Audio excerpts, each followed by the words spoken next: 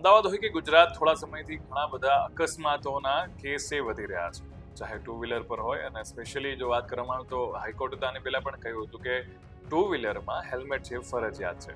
પણ હવે આ બાબતે હાઈકોર્ટે ફરી કડક વલણ દાખવ્યું છે અને એટલા માટે હવે એવું પણ કહેવામાં આવી રહ્યું છે કે જેટલા પણ લોકો ટુ વ્હીલરમાં પાછળ બેસે છે એમના માટે પણ હેલ્મેટ ફરજિયાત છે. અને એટલું જ નહીં, પણ એસજી હાઈવે જે છે અને ત્યાંનો સર્વિસ રોડ છે એ માટે પણ રિપેર કરવાની માંગ કરવામાં આવી છે, અને જેથી કરીને અકસ્માતો છે એ ઘટાડી શકાય.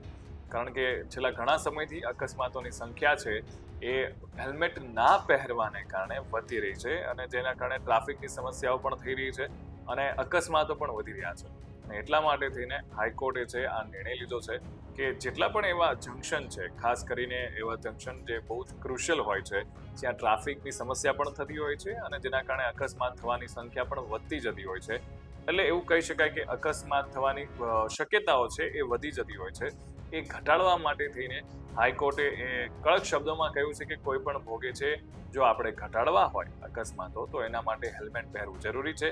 માત્ર જે ડ્રાઈવ કરે છે એ જ નહીં, પણ એની પાછળ જે વ્યક્તિ બેસે છે એને પણ હેલ્મેટ પહેરવું જરૂરિયાત પડશે. અને લગભગ 15 દિવસની છે એ ડ્રાઈવ પણ ચલાવવામાં આવશે.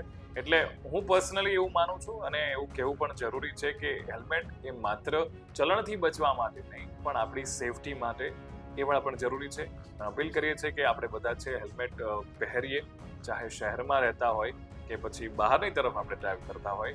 હેલ્મેટ પહેરવાનો નિયમ જે છે એ આપણા માટે છે, આપણી સલામતી છે, એ બાબતે પણ આપણે ચોક્કસથી ધ્યાન રાખીએ. Keep watching lives of India.